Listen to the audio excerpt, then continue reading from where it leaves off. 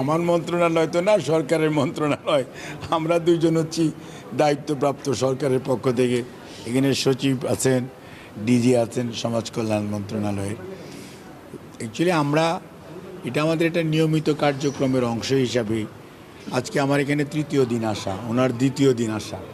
যে আমরা এটা আমাদের মন্ত্রণালয়ে বসেও অধিদপ্তর, যেহেতু অধিদপ্তরের মাধ্যমেই সারা দেশ বিভাগ প্রত্যেকটি উপজেলা পর্যায়ে সমাজ কল্যাণের বিভিন্ন কর্মসূচি আছে। সেই কর্মসূচিগুলি যথাযথভাবে বাস্তবায়ন হচ্ছে কি না, কী করলে কর্মসূচিগুলি আরও সুষ্ঠুভাবে তার কার্যক্রমটি করতে পারবে, কী কী উদ্যোগ গ্রহণ করা উচিত, কোনো ল্যাপস অ্যান্ড গ্যাপস আছে কি না, স্ট্রেংথ অ্যান্ড উইকনেসগুলো দেখে কী কী মডিফাই করলে আরও বেশি মানুষের সেবা বেশি করা যাবে।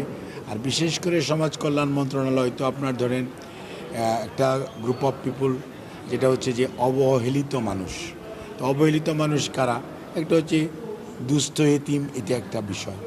প্রতিবন্ধী, এটা একটা বড় সেক্টর। এখানে প্রায় ধরেন আপনার আমাদের নিয়ারলি 40 লক্ষ প্রতিবন্ধী আমাদের রেজিস্ট্রেশন করা আছে।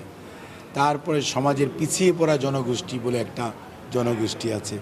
আদিবাসী বলেন, চা শ্রমিক বলেন, বেদে বলেন, হিজড়া বলেন, তাঁতি বলেন, কুমার বলেন, তা বিভিন্ন আদিবাসী সম্প্রদায় বা ক্ষুদ্র নৃতাত্ত্বিক গোষ্ঠী বিভিন্ন পাহাড়ে বিভিন্ন অবস্থায় তারা বসবাস, সমতলেও আছে।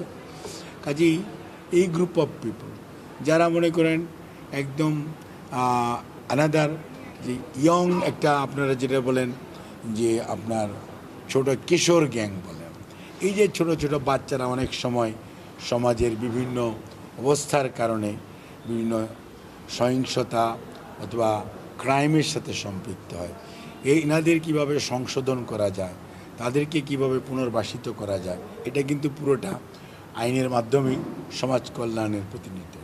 তারপরে মনে করেন শিশুদের অধিকার সুরক্ষা করা, বিশেষ করে যারা প্রতিবন্ধী শিশু, মানে প্রতিবন্ধী তো বিভিন্ন ধরনের প্রতিবন্ধী আছে, শারীরিক প্রতিবন্ধী, মানসিক প্রতিবন্ধী, দৃষ্টি প্রতিবন্ধী, শ্রবণ প্রতিবন্ধী।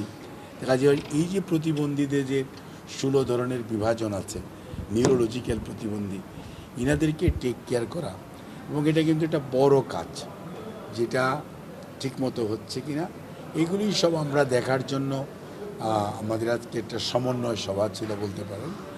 আমরা বিভাগীয় পরিচালকরা আছে, আমাদের ডিজি সহ এখানকার বিভিন্ন শাখা আছে, অধিশাখা বলে, এই তাদের যে পরিচালকরা আছে, এবং আমাদের প্রতিমন্ত্রী মহোদয় ব্যারিস্টার ফারজানা, উনি সহ সচিব ডক্টর ইউসুফ, আমরা সবাই এই সমন্বয়টা আর কি কতটুকু হচ্ছে, আমরা তো সবসময় ওভার দি টেলিফোন অথবা ওনাদের মাধ্যমে আমাদের কাছে সমস্ত খবরাখবর আমরা পাই।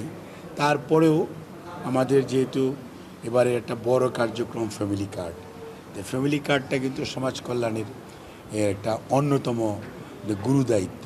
অর্থাৎ একটা মানবিক বাংলাদেশ আগামীতে যাতে হয়, প্রধানমন্ত্রীর যে ঘোষণা জনাব তারেক রহমানের, সেইটা বাস্তবায়নের জন্য আমরা কিন্তু প্রত্যেকটা সেক্টরেই একইভাবে আমরা টেক কেয়ার করছি। যেটা আমাদের প্রতিমন্ত্রী মহোদয় বললেন যে আমরা খালি লিপ সার্ভিস না, আমরা মনে করি মিনিংফুল সার্ভিস, যে সার্ভিসটা একটা গুণগত মান থাকবে। আমরা এতিমদেরকে খালি শুধু ডিপেন্ডেন্ট রাখতে চাই না, আমরা তাদেরকে এডুকেশন দিতে চাই, দক্ষতা দিতে চাই, স্কিল দিতে চাই, এবং তার পরবর্তীতে তারা যখন আমাদের আমব্রেলা থেকে বেরোয় 18 বৎসর বা একটা সার্টেন টাইমের পরে বেরিয়ে যাবে, তারা যাতে দক্ষ হিসাবে সমাজে তাদের কিছুটা কাজ করে খেতে পারে, সেই জন্য তাদেরকে আমরা কিছু টুলসও দিতে চাই, অর্থাৎ কিছু সরঞ্জামও দিতে চাই, যেটা দিয়ে তাদের যে জীবিকা নির্বাহের জন্য, কেউ সেলাই শিখছে, সেলাই মেশিনটা সে চালাবে, কেউ কম্পিউটার শিখেছে, তার কম্পিউটার দিয়ে দিলে সে কম্পিউটার স্কিলটা সে ওখানে প্র্যাকটিস করবে, অর্থাৎ তার সেলফ এমপ্লয়মেন্ট হোক, ইনস্টিটিউশনাল এমপ্লয়মেন্ট হোক, সেই সুযোগটা আমরা করে দিতে চাই। কাউকে কেয়ার গিভিংয়ের জন্য আমরা ট্রেনিং দিচ্ছি, কেয়ার গিভিংয়ের সাথে আমরা ল্যাঙ্গুয়েজটা দিয়ে দিতেছি, যার জন্য কেয়ার গিভিংয়ের পাশাপাশি যদি ল্যাঙ্গুয়েজটা থাকে, তাহলে সে দেশে বিদেশে তার কর্মক্ষেত্রে একটা মানে সম্ভাবনা উন্মোচিত হলো।